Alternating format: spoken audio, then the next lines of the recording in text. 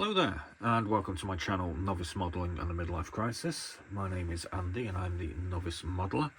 Today we're doing what's in the box kit review number 398, which is also Warbirds on Wednesday, where we have a look at a kind of medium to big aircraft from my stash. And out in front of us today we've got one of the kind of rare ones that I've got, I suppose you could say, and it's pretty unusual as well, so it's a double bonus. It's the Azur Farman Sncac NC2231 Chef Pilot LAURENT Guerrero, which was the name of the aircraft, apparently. I'm not too sure who Chief Pilot LAURENT Guerrero was, but I'm sure we can look that up at some point.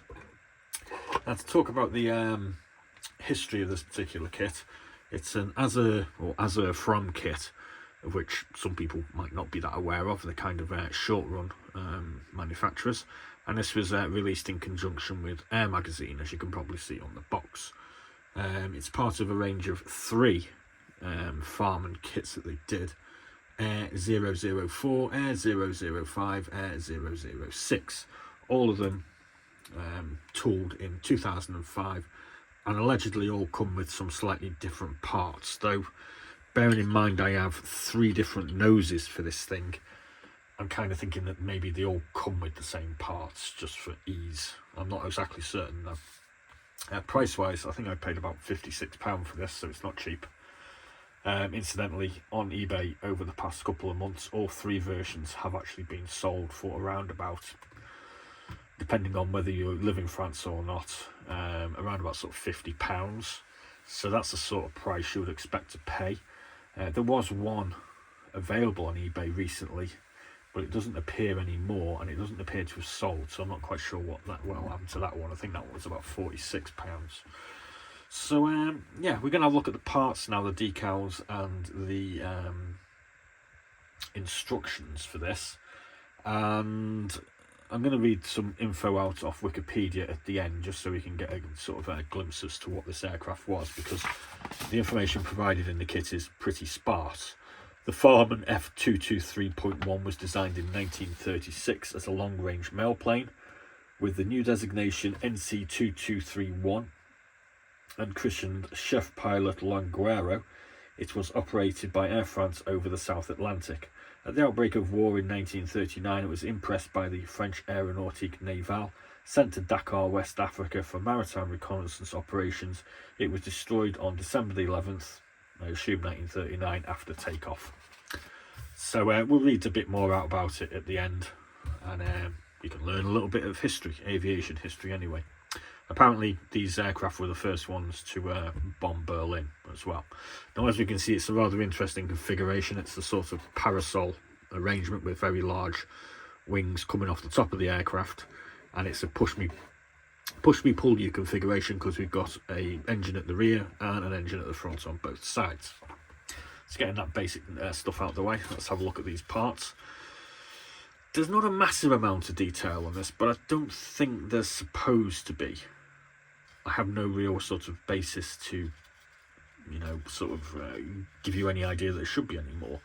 It does have inverted panel lines, as we can see, so we just have to assume that they are correct and that there were no rivets or anything on this. I mean, I'm kind of guessing it could be a fabric covered one. I haven't seen anything to say what it is, to be honest with you, as yet, so maybe we'll find that out later. We see we've got a couple of like a door imprint here, although the door does appear to have a window on it there and a window there. Obviously, if you want to put these in, you're probably going to have to drill them out. And that's pretty much about it. There's no mounting point here for mounting our wing. It is a case of glue it and do your best, I think. We've got a couple of spinners here. Guessing these are probably, yeah, they're the propeller mounts. So we get a load of single propellers to play around with. Got a couple of machine guns of unknown type. Got quite a nicely detailed cockpit console display. I'm thinking that's going to be the cockpit floor. There's not an awful lot going on there. There's a bulkhead into the cockpit. There's another sort of floor looking part. And then on the other side here we've got more spinners and more spinner mounts. These are going to be mounts, I think, for the rear tailplane, possibly, or maybe here on the engine. Yeah, there's a lot of guesswork on this one. Here we have our two nacelles, and as we can see, rear engine maybe, front engine maybe. I think that one's the rear and that's the front, looking at these. We then got a big boom here which attaches from the nacelle to the wing. We've got some exhausts by the look of it.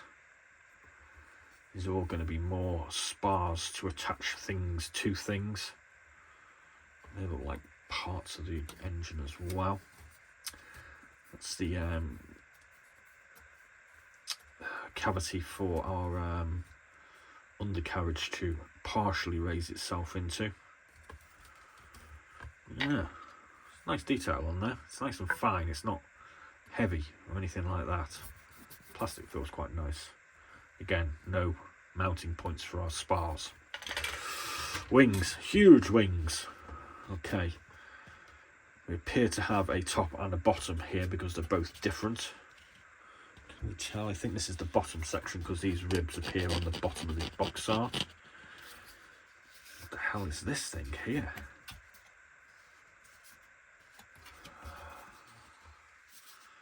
I confess I've no idea what that is. It's not the tail is here. There's another one of them there. I don't know what that is. Maybe it is the tail. Different type of tail maybe, I don't know. We'll have to have a look. We got, these looks like parts of the undercarriage, struts, and that looks like undercarriage as well, I'm thinking. Again, no real mounting points. Bit of filing to be done to make this nice. There's our wing, and here's another wing. Same basic appearance. We've got two little parts of the tail here. A couple of wheels that need sticking together. No mounting points. We've got a pilot seat. More struts. It's going to be undercarriage, isn't it? It's got to be undercarriage. Yeah. And we've got another piece here, which is, well, that's going to be the tail. So what the hell are these big lumps here? I don't know. Oh, that's the tail. It's got to be the tail. Goes that way. Okay. And then we got our last main sprue here, which contains a load of single propellers. These look like a load of bulkheads, which are going to help us attach our aircraft together. Well, it could be parts of the nacelles. Another couple of spinners, engine fronts, two grey blank pieces. These sort of resin parts or 3D parts. These are parts of the engine. You can see them here, so they're like big intakes or radiators or something. They look kind of fun to remove, I must admit. And then, like I've said, we get 3 different noses with this. I think it's that one that was the one we're supposed to go with, but it could be that one also. Slightly concerned that none of them really look like the picture, which is kind of weird. Yeah, okay. We get 2 different cockpit visors as well. And we get that. What the hell is this? A couple of other windows. A whole load of small pieces off the sprue, including pilot sticks. That's really about it. I mean, it's a big plane. There's not a massive amount of parts. There's nothing going on the interior. So let's just have a look at these decals. Now, it does come with 2 decal options. It's got the one that's box arted. What's it say on the front? Oh, there we go. So we've got the 2 options on the back here. So this is the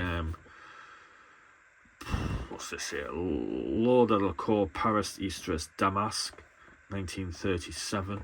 And then we have Chef Pilot Guerrero on service chez en France. And this is going to be when it was just before it crashed. So they all have the same nose, and none of the noses really look like the ones we've got. Okay, whatever. That's the Air magazine that it featured in as well.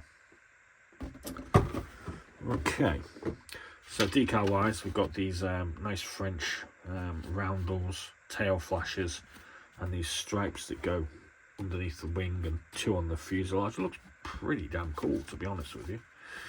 And then we get these ones here, which are the FA. So that's going on the wing, the APUZ, which goes on the side, and these numbers here I think are for the militarized version. We've got the title name of it here as well. Someone knows that these instructions. Oh dear.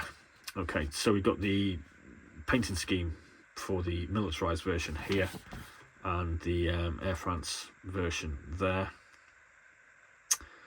with the recommended colours. Instructions are kind of basic, but kind of like it's a front and inside out. Start here, 1. Okay, so there we go. We're putting our pilot's cockpit interior together, like so. Yeah. There's a window that needs to go in. So that needs to be cut out of the fuselage if you're going to use it. Kind of looks like you need to use it, so yep, hand make. Would hand make the window? Not sure. So we've got some remove clear fix, so you've got to remove this. Ooh, there's a lot of things you need to do yourself on this kit. We need to put this particular transparent piece in the front here, which is, that's that one. And then you need to paint in certain sections by the look of it. Paint over certain sections. It's kind of strange. Okay. And there we go, clear transparent part for the cockpit interior. So that piece there, that is definitely the tail. Good. And then we've got our tail wheel, and then we're building up the tail itself in 5. Quite a lot of support struts to go in. That's what it should look like from the rear. Number 6, put the wings together. Number 7 is the engine nacelles. So 2 of those things are for the interior of the nacelles themselves. And we've got to put that part 1 on, and then we're putting the propellers on, and then we're putting the undercarriage together. The undercarriage looks quite complicated. And then we're going to put these engines together. That's 11.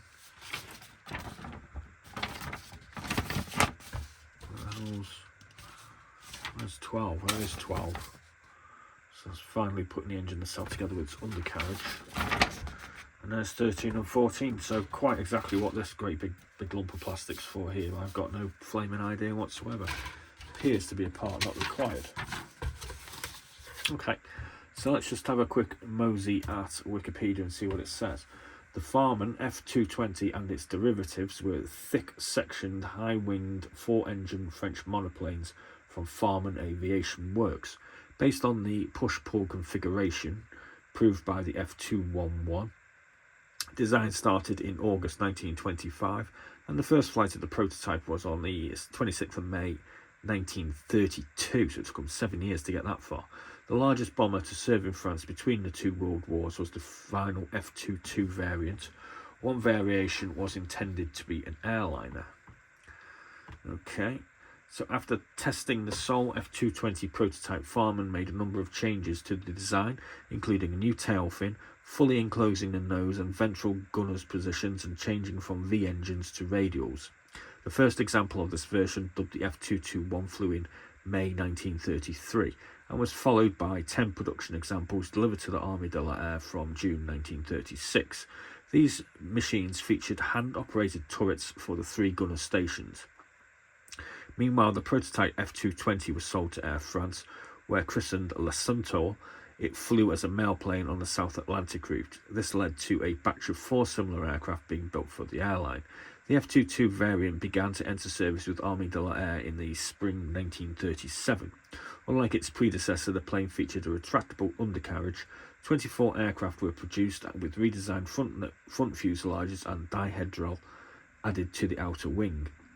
During World War II, these planes were used in leaflet raids over Germany and then night bombing raids during May and June 1940. These resulted in 3 losses.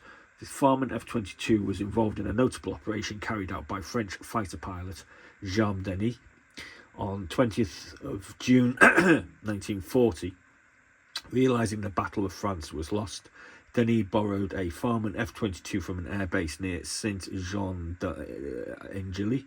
He flew to Britain with 20 of his friends and joined the Free French Air Force, in which service he subsequently became an ace, shooting down 9 German aircraft. The F-223, designated NC-223, which is this one, when Farman was absorbed into Sncac, incorporated significant changes, including a twin tail and a considerably refined fuselage. The first prototype was ordered as a long-range mail plane, and in October 1937 established a record by flying 621 miles with a 22,446 pound payload.